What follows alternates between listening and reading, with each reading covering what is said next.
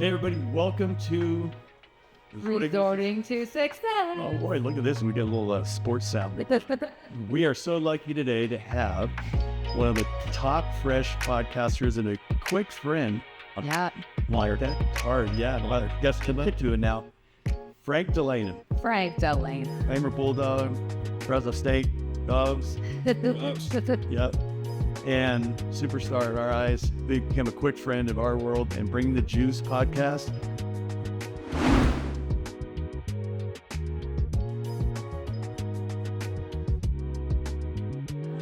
So much more to that. So we want to talk all about the podcast for sure. But we have some business to tend to first. Let's talk business. Let's talk. The business is you have a pretty exciting event coming up in like 4 weeks. I do. Me and my wife are expecting our first baby. We're having a son. Super excited. I know that you guys have, expressed your excitement. I am. And thankful for you guys to care. But we're excited. Bring the Juice podcast studio. It went from my parents' basement originally to the third bedroom of my house. Yeah. Back to my parents' house. Because of the baby. The babies take no priorities. That's always been the plan, though. But that room was once full of awesome sports jerseys, like game-worn NFL jerseys signed, Bring the Juice. And now we have a very pricey paper with a couple different cribs. Yep. Car seat option, a selection, car seat, what? You know what? I'm all for it. Yeah. And I'm so all for it that we actually got you a little something that you have to open. This is mine? That's hers. Guys. And please do. I know it's hard with the microphone there, but this is something really fun. Wait. They think nothing's more official than... There's two. Sorry. More. Oh! I'm going to get the other one. Okay. Look at this one. Guys, check this out. We have a resort. Is this the first baby resort? Big wear. Wow. The resort light cards. Wow. Bring the Juice colors. That is beautiful. It is. That's stylish. Right? That's not like some people give you some baby stuff. You're like, thanks. Like this might be worn out of the hospital. Well, let me say that's better. Oh, what the? How about that? Now This might be the start of the Bring the Juice baby merch line. Well, it's inspiring. I mean, it may be worth a hat. Yeah. It might. No, seriously, that's beautiful. I might slap that right on these trucks. Guys, thank you so much. Congratulations. It's awesome. We're excited. My wife said, I have an idea, so here it is. You guys are awesome. That's why I love to sort of end up because you're around such great people. And I'll say, what a great community. It is so true. So, anyways, we can get to actual conversation now, but we had to talk about the baby. No, thank you so much. It's exciting. So, you're a big podcaster. Yeah, sure. We want to start there and then hear your really awesome story of how you got there. So tell us about Bring the Juice. Yeah, so I think that's a pretty loaded question, and they kind of go hand in hand, right? So Bring the Juice started, you mentioned playing football at Fresno State, had an awesome experience, originally having to walk on. And with coming to walk on, a lot of challenges ahead. The landscape of college football has changed now because there's walk-on players, there's scholarship players, and now there's scholarship players that are making a lot of money. Right. Yeah. It all depends on the program you're at, too, right? Dogs are going to get dogs are trending in the right direction. That's all you can ask for. Yeah. But with that being said, had a great journey, met some great people, got to experience some amazing things athletically. It launched me into a venture that I never thought would happen, where next thing you know, I'm in Park City, Utah, trying to see if the Olympic dream is alive still, right? Was going to do bobsled, turned into skeleton. And for people who don't know, it's like Cool Runnings, bobsledders. But skeleton, you're head first. Mad yourself. Yeah. So. But, okay, you can't just, leave it at I can't broadcast that one. You have to actually tell us, how did that happen? Yeah. How did you get to... I'm going to go on my Olympic dreams here. Oh, that's a great question. So I took at Fresno State, they always try to put the athletes in classes where you're going to have the best chances in our test. Right. Why wouldn't you? And I kind of took those earlier, but I missed one. So I had my senior year a class called the History of the Olympic Games. one of my best friends, Junior Hughes, was at. But they actually did a class with that. Yeah, it was awesome, honestly. It was a semester class where the first day of the semester he explained it, and then every week you went through like a sequence of summer and winter, starting from the first Olympic Games, and you ended up, the weeks just worked out to where you ended up covering all the Olympics. And you would talk about the upcoming Olympics that towards the end of the semester. Well, it was really cool, though. Just recently, we did a podcast. We had a 2-time gold medalist here. Wow. 5-time world record Olympian. We were blessed with it. It'll be up on our podcast. Nice. Yeah. Nice. So we've had the taste of that. It's really interesting. Oh, so we'll share more. It's pretty unique. This teacher saw us play. He always had football players in the class. He said, I tell all my football players every year, if football doesn't work out, then you should go try out for the Team USA bobsled team. Funny. He's an Olympic referee, and the entire bobsled team is full of kind of didn't quite make it football players, college football players. Really? Yeah, because it's not something you grow up doing. Yeah. But you do have to be great to do this. Yeah. You got to be strong, fast, explosive, all the traits you would want in a football player, basically, or even like a sprinter, right? So I'm like, okay, we'll see, whatever. And you could ask my buddy Michael Walker this. There's a meeting. Oh, Coco's Michael. Co-host Michael Walker. Good buddy. Today's his birthday. Yes. Aw. I texted him early this morning. we kind of we have this meeting, and it's basically for if you want to try to go to the NFL, you have to be in this meeting. Not saying they're going to take you or anything, but it's more paperwork than anything. And I walked out, and Mike's like, "What are you doing?" And I was like, "I'm not trying to go to the NFL." Never once on my 4th grade papers, Frank, what do you want to do grow up? It said, "What do you want to grow up?" I said, "I want to play football for the Pro State Bulldogs and grow onions." And I've stuck to it, right? That's a side note. Your family is obviously very well known for what you're agricultural, and Let's take care of your onion needs. exactly. So anyway, so I ends up getting linked up, doing a tryout in Park City, Utah. It's kind of like an NFL combine type thing. Did well enough to kind of turn some heads with some coaches that were in their developmental program. And long story short, I had to go back a few times. They said, "Hey, come to speed school. Come to speed school," right? I said, "I still have my 5th year to play college football." Okay, well, once you're done with that, come to speed school, because that's perfect. They don't start sliding to the winter time anyways. Season's over early December. Works out great. Wow. So I finished my football game, my last football game ever. Depressing, and lost to San Jose State, but we'll talk about that one. But We're going to lock him out. One of my best friends, he's same year as me, went to high school together. He was kind of the Stanford version, but his junior year he got diagnosed with cancer out of nowhere. Beat it, played that season, badass like Holy scenario. Yeah. And he was on great Stanford teams. Like Christian McCaffrey was his teammate at a point. Like he had some awesome experiences. But he's a huge ski bum. And I was just like, hey, I'm gonna go live at one of these mountains to try to train on this bobsled thing. We grew up roommates to go. This is a bobsled thing. And it was cool because we grew up being like best friends. Obviously playing college football at different schools, we didn't get to hang out at. So for sure. It was kind of a cool venture. Yeah.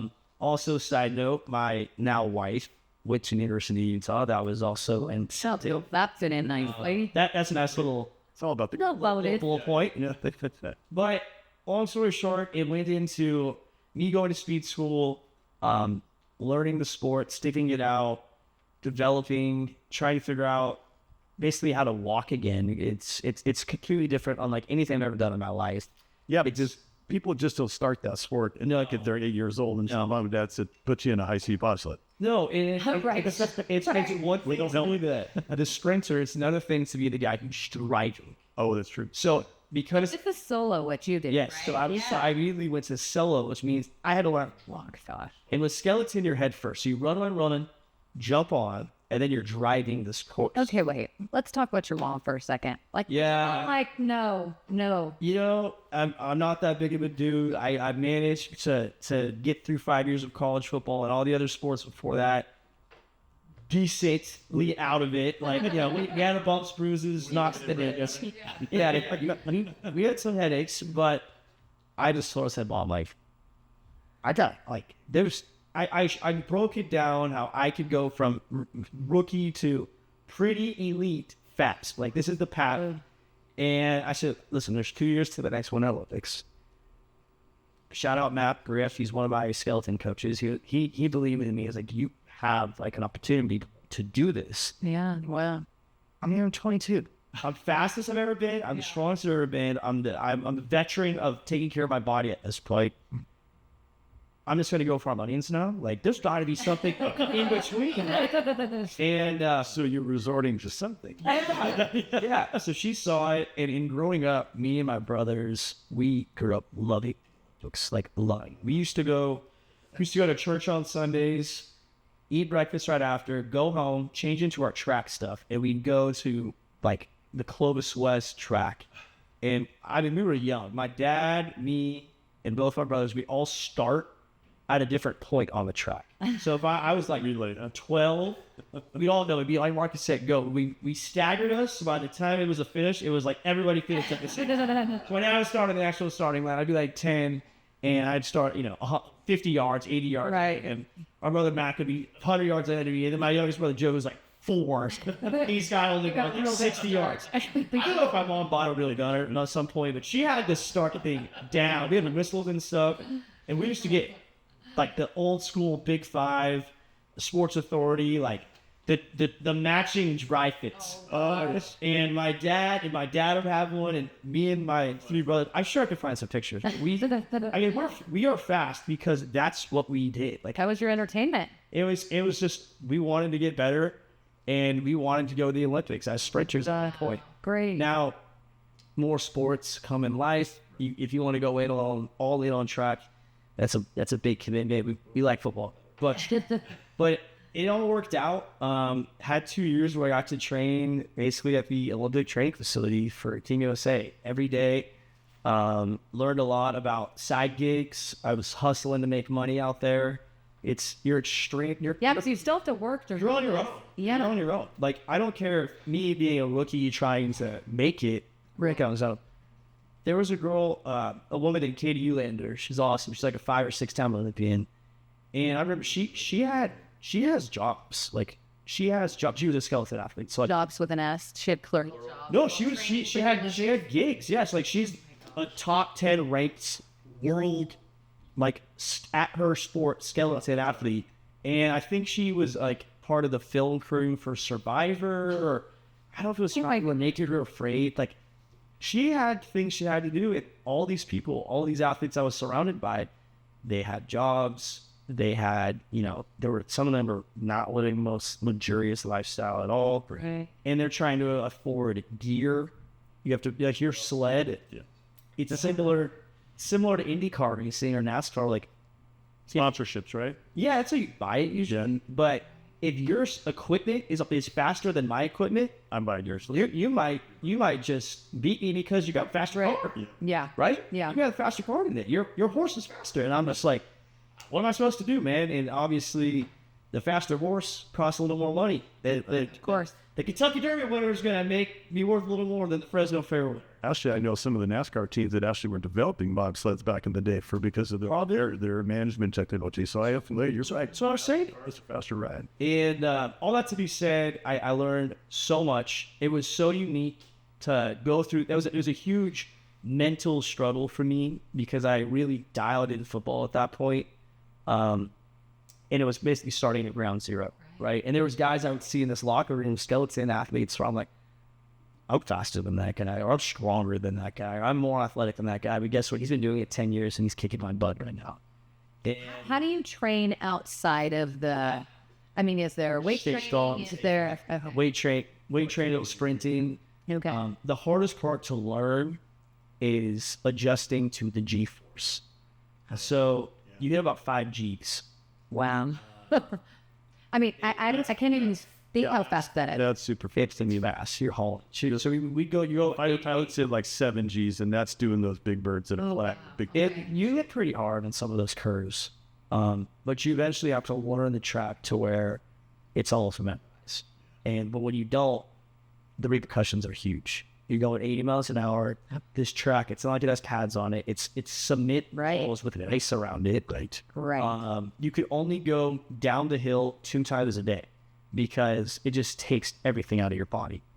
So it's not like in football where if I'm trying to learn how to work with my quarterback to run a certain route, we could do it 50 times a day. Hey, let's do it again. Let's do it again. We can go do it in the morning, take a nap, and come back. Like, that's just not the way it rolls. And maybe if you turn off the sun, maybe it's cold outside that day, or maybe it's snowing that day, or maybe it's kind of hot that day and the ice is melting. Like, you got to learn your conditions. And I think the best way you could put it is somebody could win a gold medal and get first place, and somebody could be 1 second slower and get 15th place. That is so crazy. That's my statement. It blows me away, especially with today's world. These athletes. Yes. Tracy, I have a cousin that's running for the Olympics this year and tried to make it to the Olympics and missed it by 17. I need a second.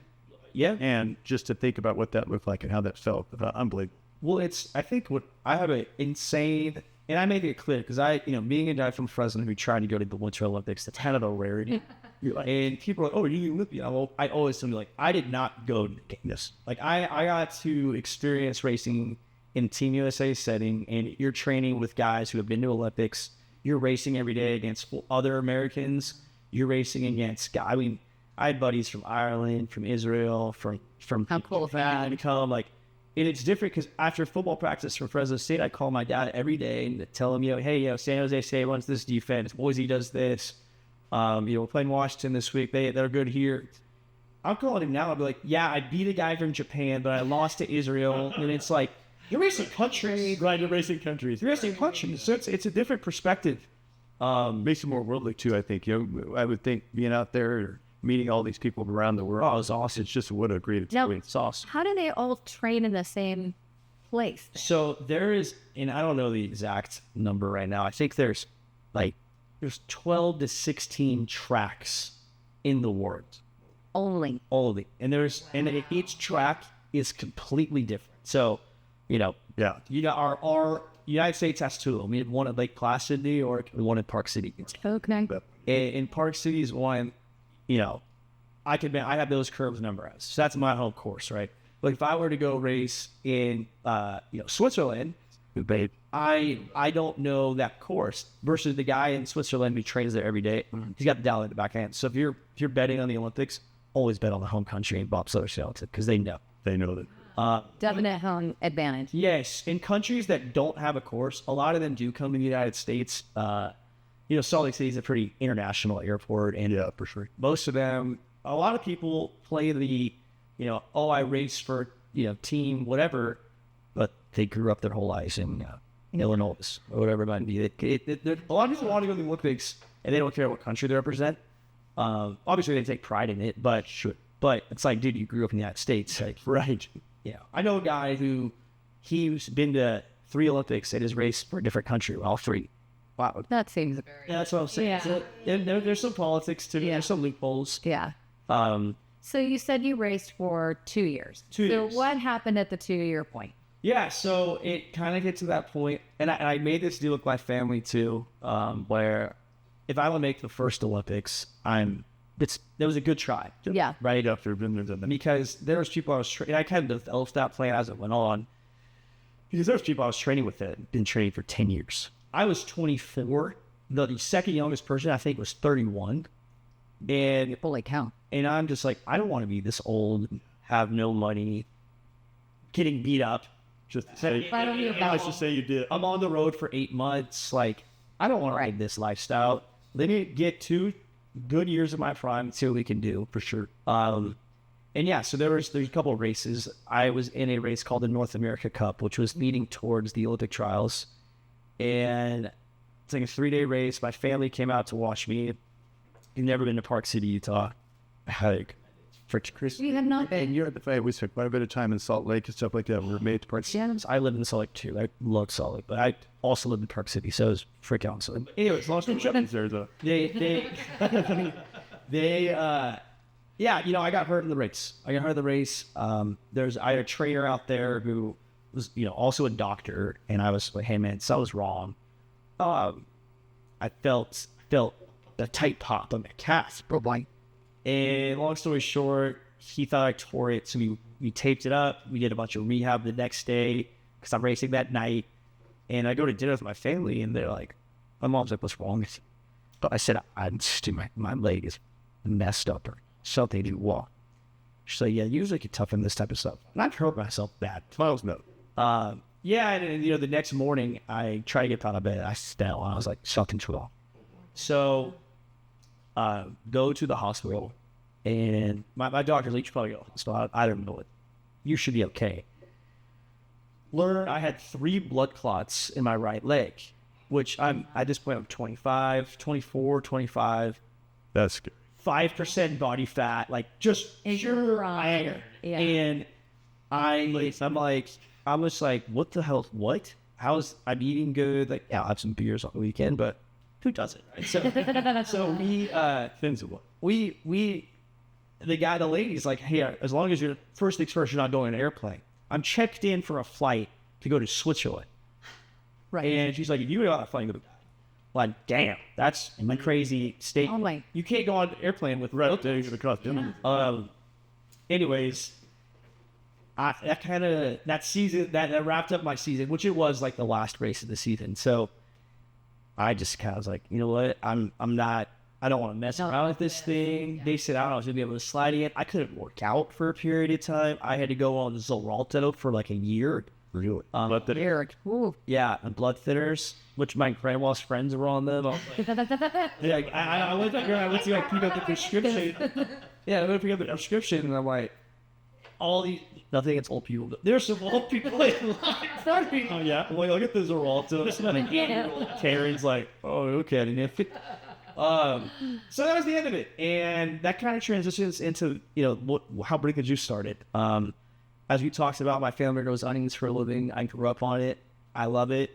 It's what we've dedicated our lives to, and there's something about being a farm kid growing up where you learn how to outwork competition, as cliche as that is. You built your work ethic that way. Yeah, and I think I'm old enough to where I got to see my family kind of start from nothing and build their way up a little bit. Right. Growing up, starting off in, you're in the apartment complexes in Fresno and stuff. And then, siblings come along, things get a little tight. All right, let's try to find a little house. I realized down the line, we started off with only 20 acres of onions, and then it turned into 40 acres of onions, and then it turned into 80, and it's continued to compound. Amazing. But throughout that whole time, even to this day, my mom and dad are such a great role model and dynamic. Their marriage by no means is butterflies and rainbows, in the sense of they're passionate towards each other. They loud talk every once in a while, but they're business partners, right. And and whether you like it or not, like when you're in a business, and you guys, I'm speaking to the choir now, that's your baby, right? That's your baby. So you might be at the kitchen table, you don't want to talk about it right now, but something popped up just now, man. Thank you. And I'm going to throw it out. Oh boy. And on the pillow at night sometimes too. That's what I'm saying. But I've got to see them grow as people, as parents, as a couple. Yeah. They've been married, I think, like 30 years now, and they're big. They've always grew us up with having faith in your life, and the formula has kind of always been very simple for me. And that started off with sports, all the way to once I finished sports, which led into Bring the Juice. Right. You got to have faith, man. You got to. I'm not saying you got to be a saint and all this. Right.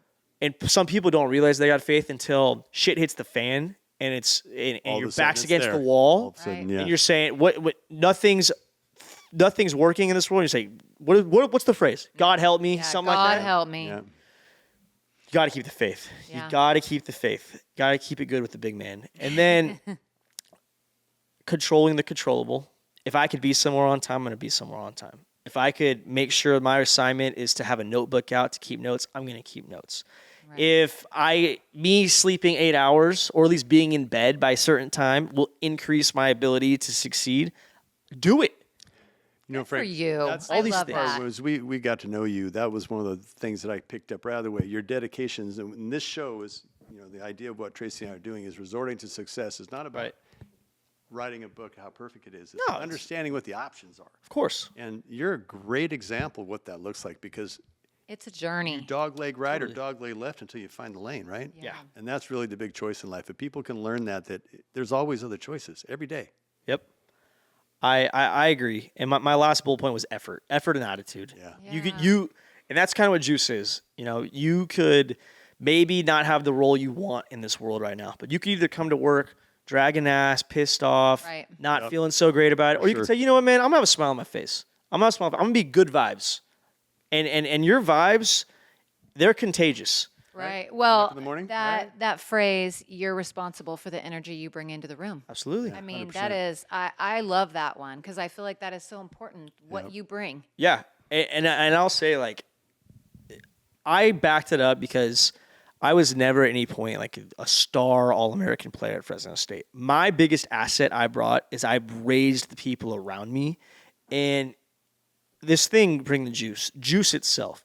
Juice is contagious. Okay, so if somebody goes out and makes a big play, or if somebody goes out and we're in the weight room and they just start repping out a heavy weight all of a sudden, it gets the guy next to him a little fired up. Now he wants to hit a heavy weight, right? Right. Push. If you could bring those around you up, that itself is an asset that you could control Totally. in any avenue in life. I'm talking football right now.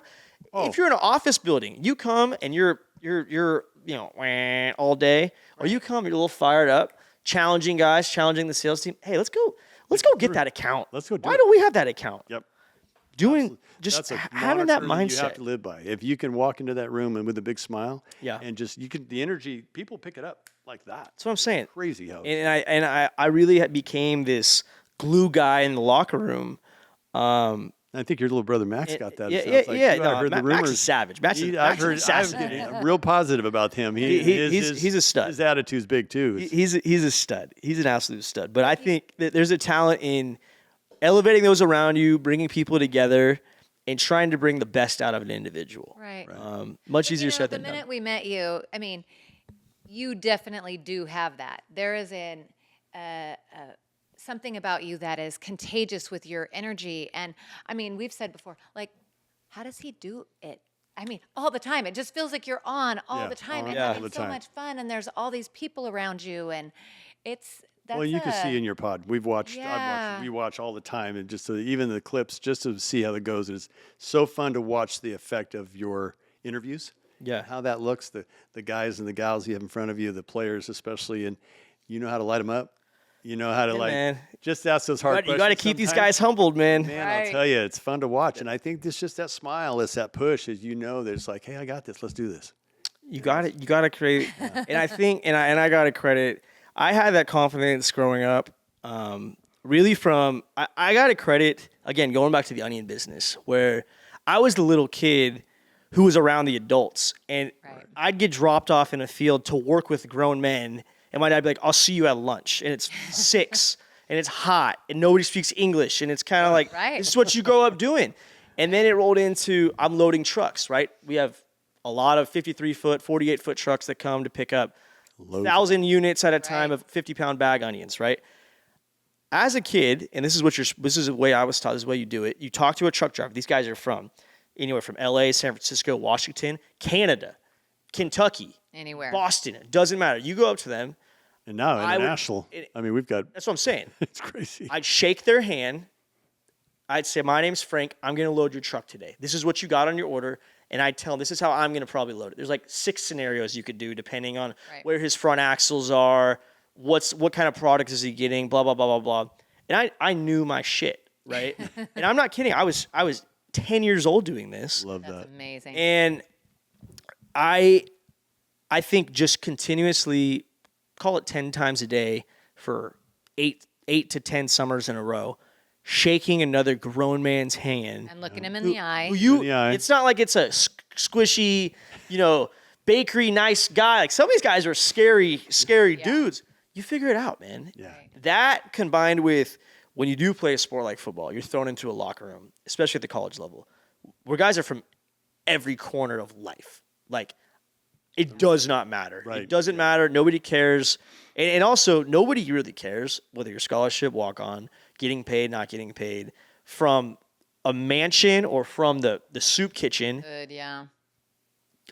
I mean, black, white, gay, straight, tall, short, fat, whatever. They cared about, how you hold yourself. And How whatnot. you brought the juice. Yeah, exactly. Exactly. That developed. But I think being a part of different mixing pots and those avenues of life, Matured you. it definitely matured me early and fast. Yeah. And everybody's the new kid on the first day of school at some point, right? Right. And what do you remember when you're the first day of school, your first new day of work? Yeah. You appreciate the guy who extends the first olive branch. Absolutely. Yeah. Your first day in the mealroom, and some guy goes, "Hey, why don't you come pop up at my table?" To you, I don't give a shit, man. You're just trying to eat your meal and get on. To him, he's like, "That's my friend," right?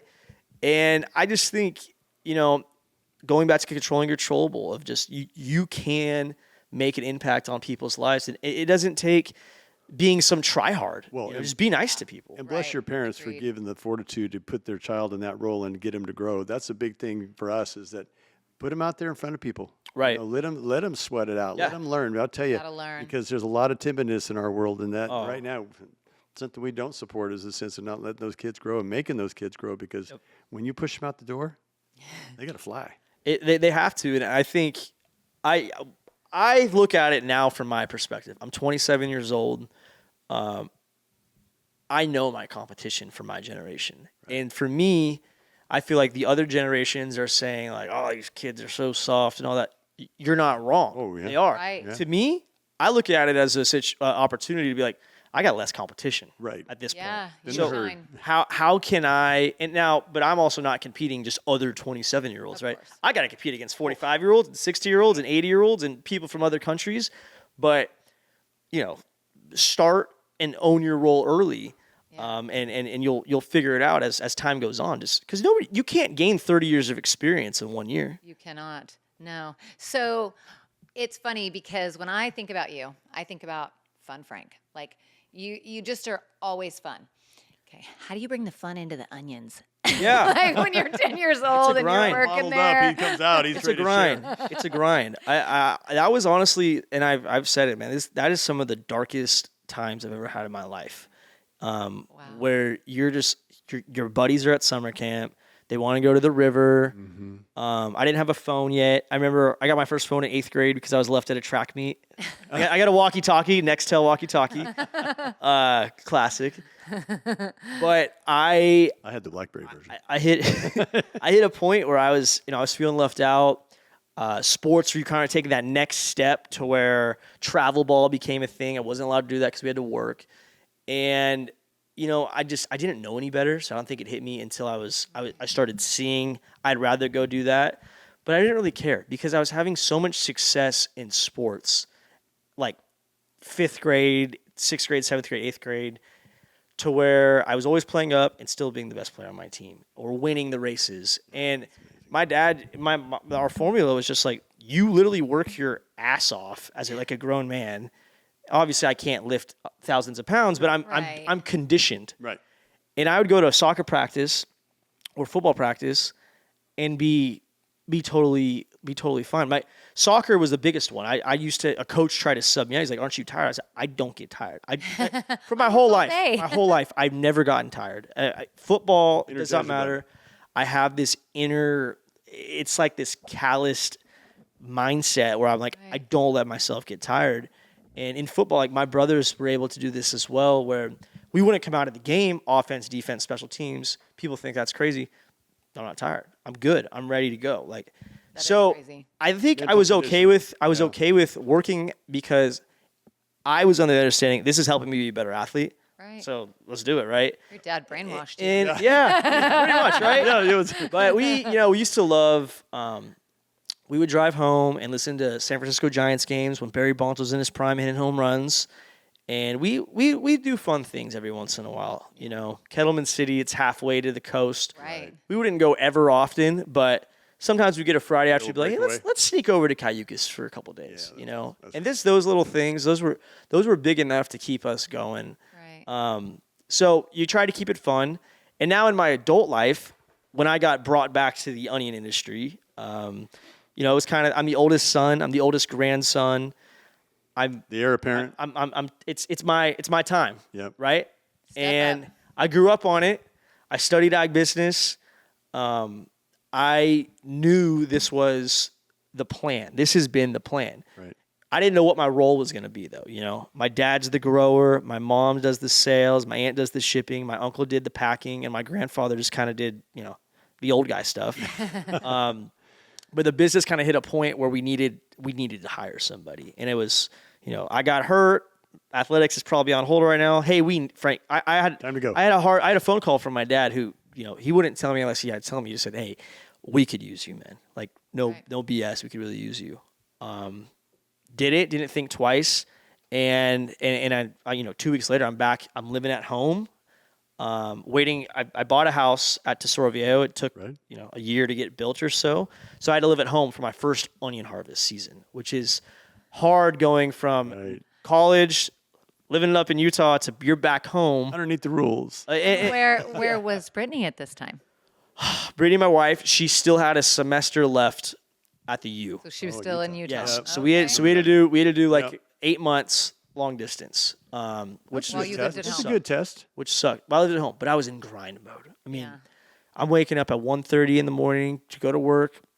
My time card was in the 80s every week easily, and I have an hour commute there and an hour commute back. So add 14 hours. I was on it.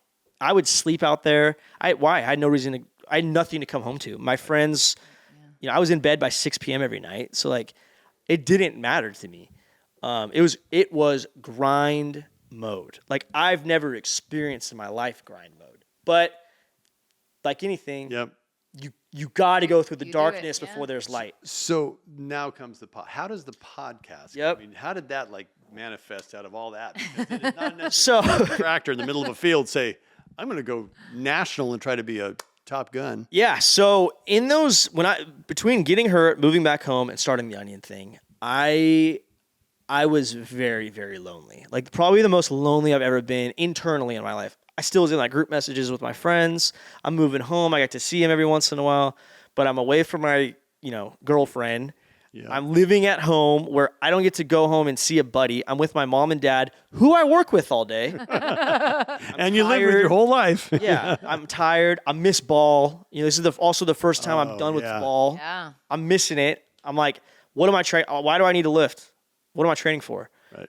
And you know, I got a couple buddies who they're making good money and their careers are started and they're buying cars and houses and going on plane rides that I can't afford. And I'm like, I kind of was like, dude, what do I like? What am I thinking? Like, what's my next move? And when in my time at Utah, I was hustling. I became the head trainer at F45. I started a health and wellness business. I was knocking door to door selling smart home security systems. I was going on Craigslist, painting bathrooms, like Anything you could do. Wow. cleaning out chicken houses. See, that's a statement. I'm going to tell you, that we say this: be willing to do what no one else will do. I did in those times Instacart. of despair, man. Oh, That's the wow. time to do it. Instacart. I made Yeah. I made a goal. I did this for about 8 months. I said I'm gonna make $200 a day driving Instacart 5 days a week. I'm gonna bring in $1,000 a week driving Instacart. Grinded. I have the Salt Lake City grocery stores down on the back of my hand. Back of my hand. And all the people, the checkers, Right? and everybody. Right. Exactly. All the streets. All the, Oh, I was all of it. killing it. So anyways, I'm back at the onion thing. And in that period, I got really into audiobooks. Super into it. I didn't read a book probably from sixth grade to that point. I think Hunger Games is my last book. You know, I spark noted everything. I didn't have time. I was playing football. I was playing soccer. I was playing baseball. I was doing all these things. And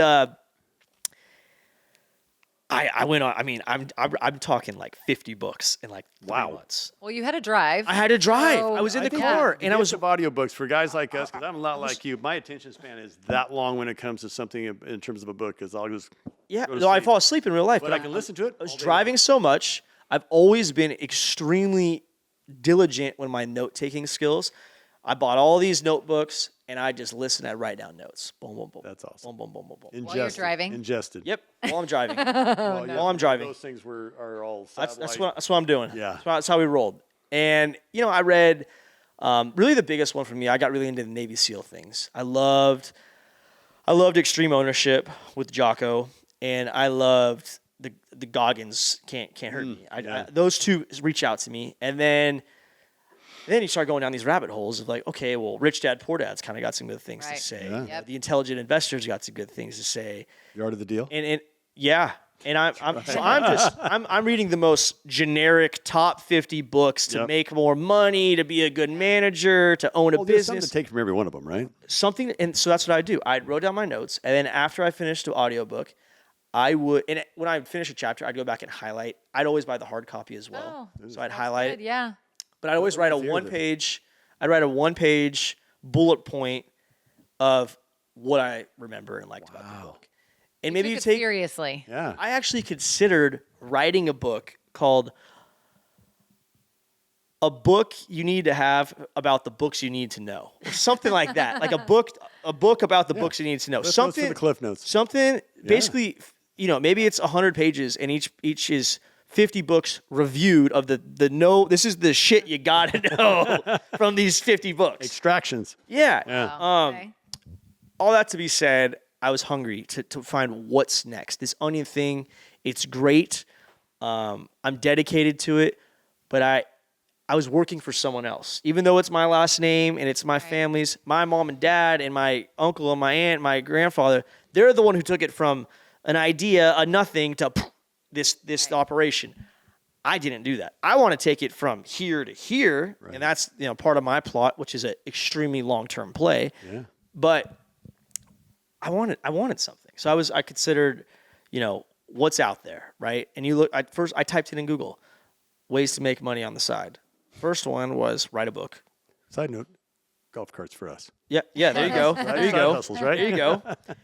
I was like, I'm too young. I'm not interesting enough. I'm not going to write a book. Second bullet point they recommended was start a podcast. And at this point, I went on a few pods. There's smaller pods, guys interview me, and they're like, dude, your story is really cool. Like, Right. and I'm like, thanks, man. It's my life. I just finished it 2 weeks ago. I'm in an onion field. Like, No notes yet. We're working on it. yeah, and I was starting to think in one of my notebooks. I wrote down, okay, if I started a podcast, what would it be about? Right. There's a few angles I wanted. I'm in the farm. I'm one of the few young dudes in farming. Right. Start a farming pod. Didn't want to do that because I don't want to talk to people and know less about what the subject is than myself. Right. I'm going to interview 68-plus-year-old farmers who've seen everything, and I'm some young green buck on the side who's Meanwhile, those guys probably aren't watching podcasts. Also, and I've Not audiobooks either, probably. no, and I've told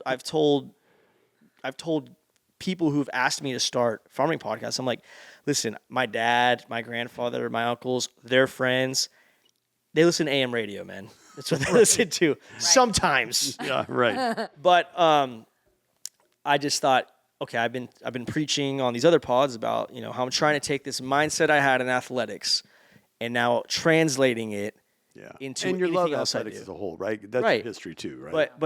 But like that transition from when you played ball your whole life to taken away from you, you're done. You go through some mental battles. It's funny when we interviewed Kathy Ferguson, who's the gal that we mentioned, the Olympian.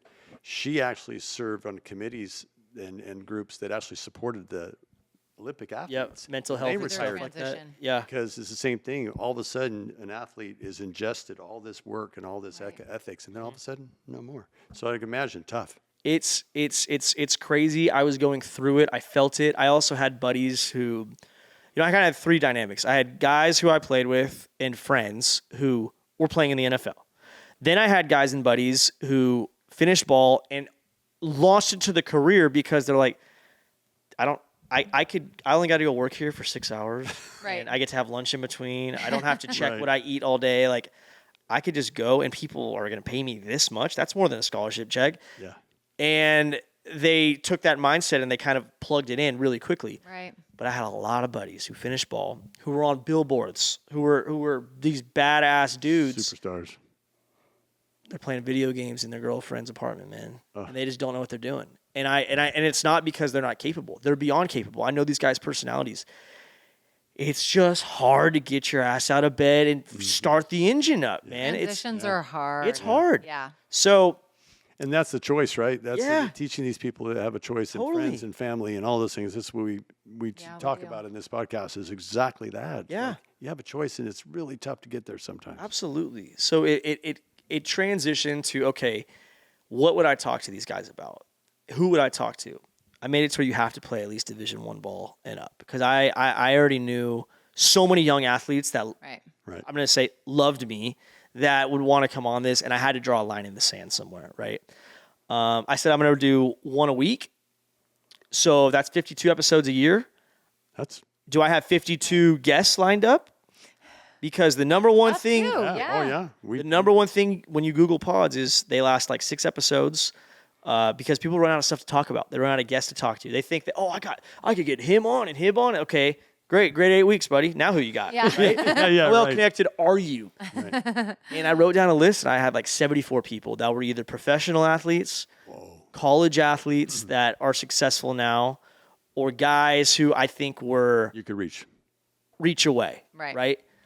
And I said, okay, well, that's a start. And I'm banking on it gains a little popularity. Someone else finds out about it. Maybe somebody comes on the pod, has a good experience, has a buddy that I don't know. He could hook me up. And kind of just morphed this where I'm going to talk to elite athletes, high level athletes, about the mindset to chase greatness.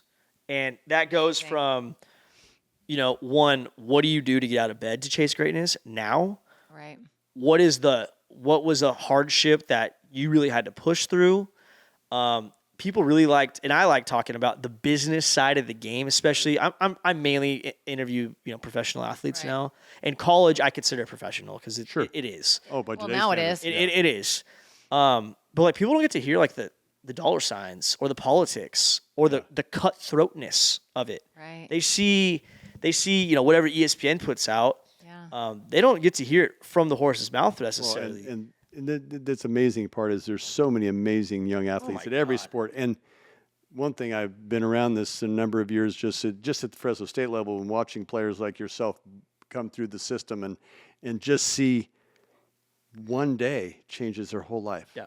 It's all One it big is. play. That one big play. Yeah. It's that one big scenario. It's the one conversation sometimes. It's just One decision. Yep. I mean, we talk about One that. decision, One yeah, decision can yeah, change their life.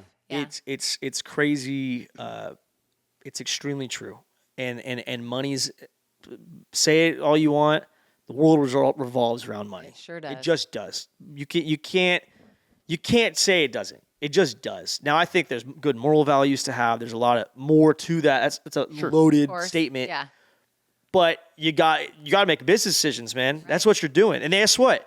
You as a player might not know this, but they're doing it as a coaching staff. They're doing it as an athletic organization, as a university, as a city, as a state. Like, they're thinking of all these things. It's Right. all a business decision right Right. now. Because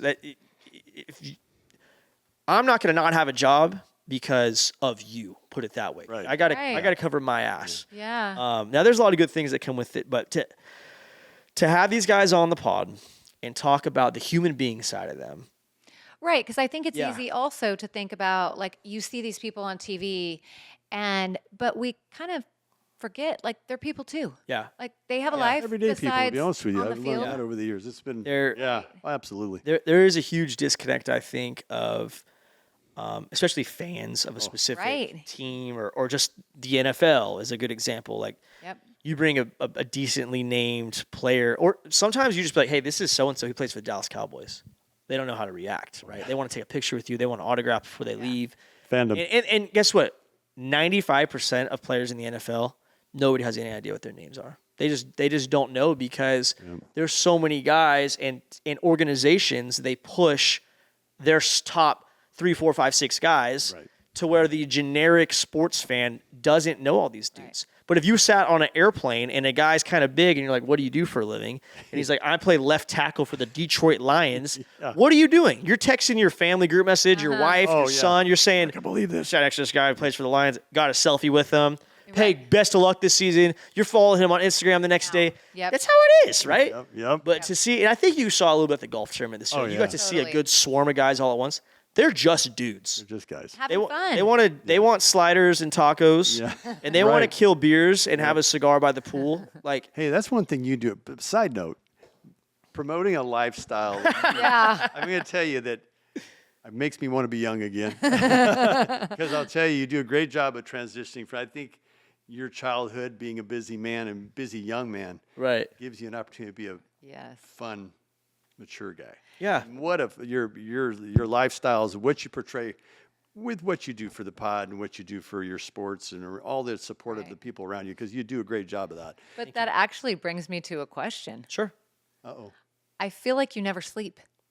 So it's like, okay, here you are. You're an onion farmer. You're bringing the juice. Oh, wait till that baby comes. Oh yeah, now get some sleep Well, now. I honestly, that's why I don't sleep that much. That's why I'm kind of, it is what it is. I go to sleep early. We go to sleep early and wake up early in my house. And luckily, my wife loves that schedule too. On board. Love it. I mean, we were in bed at 6:51 last night. we've been watching. That don't text him late. No, I'll hit you maybe like 7:45. I'm knocked out though, but we've been watching Prison Break lately, so we've been pretty invested in that. Yep. If we get a good show, it might. A good series, turn the lights down. It kills you. But I really just, and I don't drink coffee. I really don't. Yeah, well, that will work It's for us. juice. Yeah. It's juice. I wake up so early to where I don't want to have to rely on something Right. necessarily.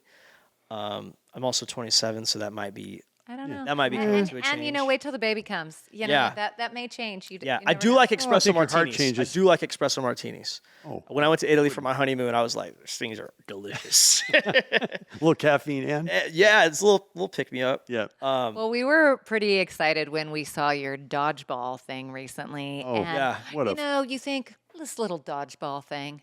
And then I'm like, how many people were at this dodgeball thing? Like, you did this event that was crazy. Yeah, it was fun, and then, like you mentioned, the kind of the youth that I have, and when I throw events, I don't want to say I'm a guy with vision, but I really do. You're a think guy of it with from vision, I'll say it. Well, yeah, And you invest in every second of it, You right? you That's got a big to part of it. You have to And look at when those you details. throw an event, especially to me, everything's so overplayed. So I've always had the mindset, and goes back to sports. How am I separating myself from the competition?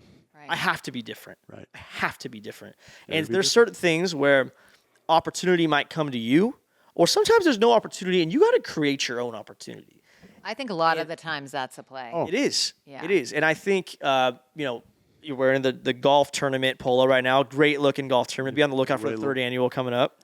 Bring the juice. Coming, baby. But golf tournament, I've played in a few. Yep. I said, dude, Flat line. I can make this badass. What do you want when you golf? You want beers. You want zins. You want miscellaneous fireball shots.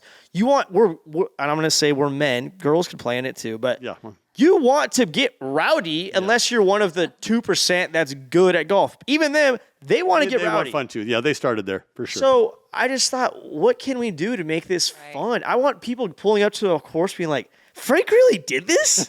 Like, there's a barber shop next to the Dippin' Dots? Yeah. Like, what are we doing here? And I think I challenged definitely pulled it myself. Yeah, I went well. challenged myself, and I was just, how can I get bigger? How can we get better? And eventually I want it to become a legit pro-am. Like, I want it to be the little brother of what they do in Lake Tahoe. Right. We had 26 NFL players last year there. Amazing. the tournament. Yes. And absolutely. Yeah. I think 100% of them that played in it last year are going to come back to the next one. And they have buddies who are like, yo, so-and-so's pissed he wasn't invited to this. I said, I didn't even know you in real life until you landed in Fresno, right? And, you get a couple more big names. You start building a little bit more recognition. Absolutely. You get a couple bigger sponsors. You can start doing a little bit more. Years of influence, right? Yep. Yeah, and I think that's one of the beautiful things too about the Valley in Fresno is where people will support people. I mean, Right. why wouldn't you, right? I'm gonna tell you that's one thing for us as our business. The support has been fabulous, and That's what I'm saying. and you got to get out there and be willing to do what no one else will do. You have and to. that's exactly what you're doing. That's really proud of you. It is what you're doing. I mean, we see you. We see you all the time, and we're so happy to be neighbors and friends. And Yeah, we could probably sit here and talk all day. Yeah, absolutely. yeah, But we unfortunately have to wrap this up. Yep. Okay. Probably that time. But sure. But Frank, you're awesome. yeah, Thank you You are guys. awesome. we- Awesome. Thank you. and so appreciate you You picking guys are time with us. great. Question Sure. from a senior podcaster. What Yeah. can we work on? You guys are great. You guys are a great dynamic, nice 1-2 punch. I honestly, you guys are natural. You guys are natural. You guys are natural. Thanks. You guys have fun. Don't.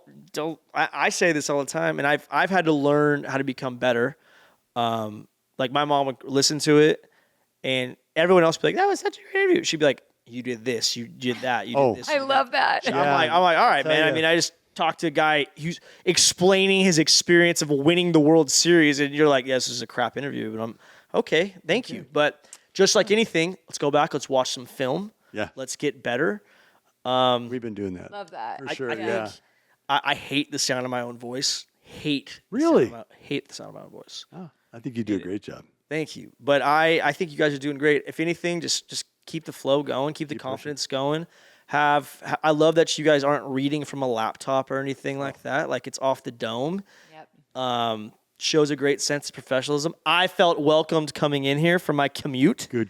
And Yeah, your long commute. I do have my cart here today, so great source of transportation. It's good. Hey, the juice cart, you guys got to see. Juice cart, it's still number one. It is. It's still number one. We flag it all the time. It's the ride. It's number one. I've seen you guys have made some badass carts for all shapes, sizes of people. Yeah, we've had some fun. Juice cart's number one. It is. We can't wait to see the baby seat in your cart. Yeah. Oh, we're doing it. Ooh, maybe some custom upholstery to match that. Let's do that. He's always selling. Yeah, there you go. But I appreciate you guys. Thanks. Seriously, too. I mean, it's inspiring to see people wanting to elevate those around them. Absolutely. We've talked about it many times. I like to be around like-minded individuals and having a positive influence in the community, or maybe it's the community you don't even know about yet. You might hit this niche that you never know. you're like, hey, we're just talking to other couples that are in business together, and all of a sudden, bada bing, bada boom, Yep. you're on the Kelly and Regis show or something like that, right? Oh, yeah, I'm the old guy with gray hair. I like that. Yeah, I don't know, but I appreciate you guys for having me on. Oh, thank you. Obviously, Do it again sometime you soon. need a cart. A little more experience. Let's do it. Yeah, dude, let's run it. I can hit a golf ball to my house. Yeah. That's it. But Good drive right Stay safe on your drive home. yeah. And next time maybe we'll have a beer together. Yeah. there. There you go. Yeah, don't be afraid to drink on the pod. There's some advice. Frank, thank you. We appreciate it. Thanks, guys.